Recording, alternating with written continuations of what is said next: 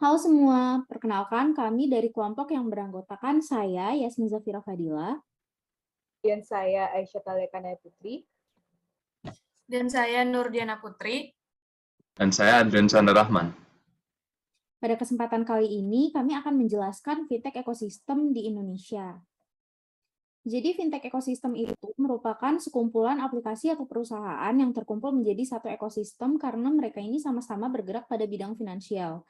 Nah, selanjutnya pada satu ekosistem ini akan terbagi menjadi 8 kategori yang akan kami jelaskan lebih lanjut nantinya. Untuk ekosistem ini kami mengambil dari Tech in Asia.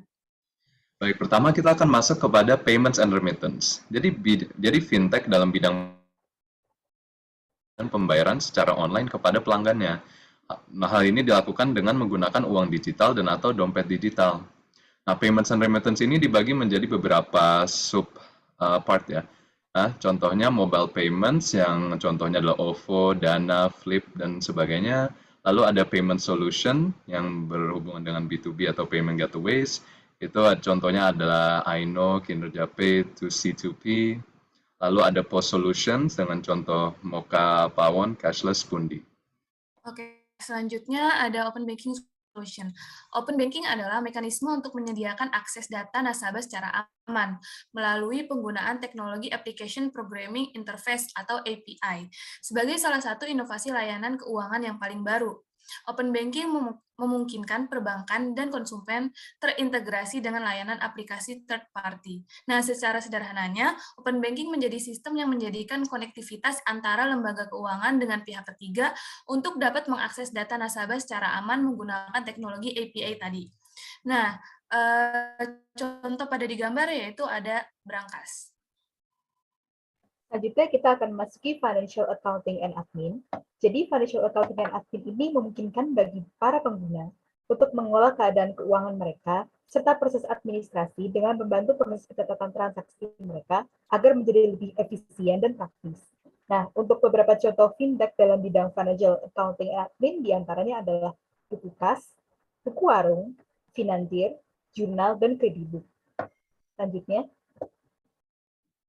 Selanjutnya di sini ada Financial Product Comparison.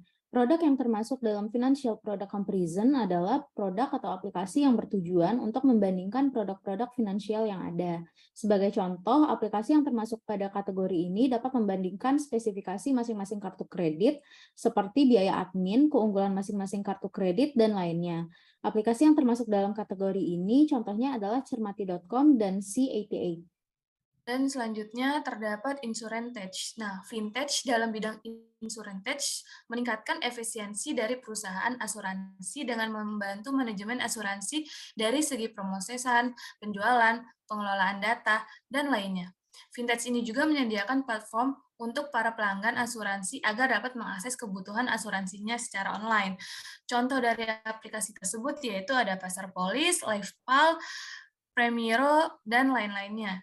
Dapat dilihat pada gambar. Kategori selanjutnya adalah Investment Tools and Platforms.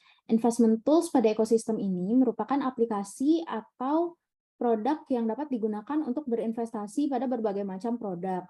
Pengguna aplikasi dapat melakukan investasi pada reksadana, saham, emas, dan lainnya. Selain dapat digunakan untuk melakukan jual beli produk investasi dalam negeri, juga terdapat aplikasi yang dapat digunakan untuk jual beli saham di pasar saham Amerika, seperti Peluang. Selain ditujukan untuk melakukan jual beli, beberapa aplikasi juga ditujukan untuk memberi informasi terkait investasi. Sebagai contoh, kita dapat melihat informasi grafik harga saham terupdate. Pada beberapa investment tools saat ini juga telah dilengkapi dengan teknologi-teknologi terbaru.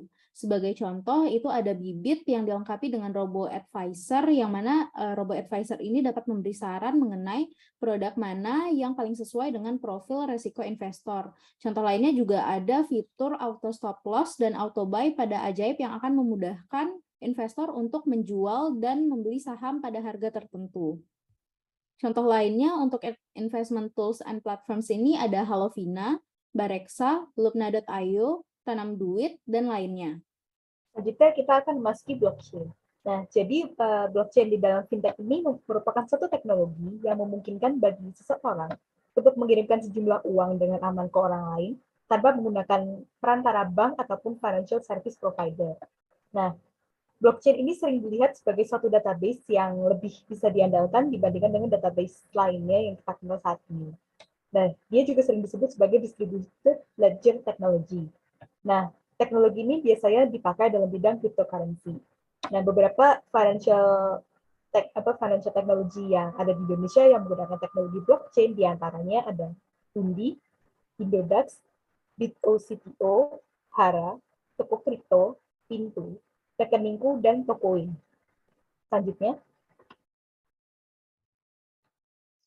Lalu kita masuk kepada lending loans and credits. Nah, fintech dalam bidang ini menyediakan jasa pinjaman dana secara online. Hal ini dilakukan dengan mengumpulkan dana dari satu maupun banyak investor dan menghubungkan dana tersebut kepada pelanggan, di mana pelanggan akan membayar balik pinjamannya dengan bunga kepada investor.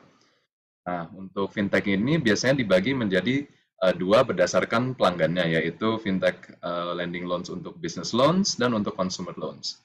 Untuk business loans ini ada contohnya ada Crowde, Teman Usaha, Didi Asia, BizShare, Amarta, Investree, dan lain sebagainya. Dan untuk consumer loans, ada Kredivo, Dana Didik, Dada Cita, Finmas, dan lain sebagainya. Baiklah, sekian saja penjelasan dari kami. Terima kasih.